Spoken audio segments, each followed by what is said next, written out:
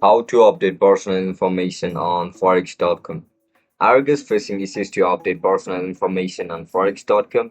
If that's so, then this video might help you out. Without further ado, let's dive into the video.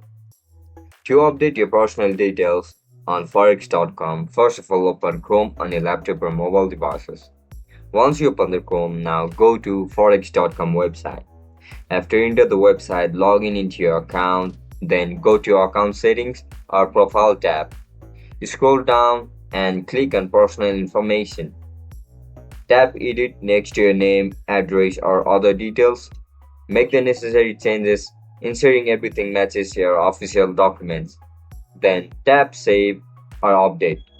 It's simple that your information is updated instantly in the system. If you need to change something logged like a name or country, you'll need to upload supporting documents or contact support through live chat or email for help.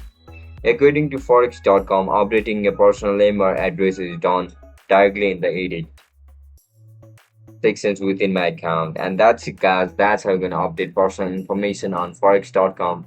I'll catch you up in the next one. Bye bye.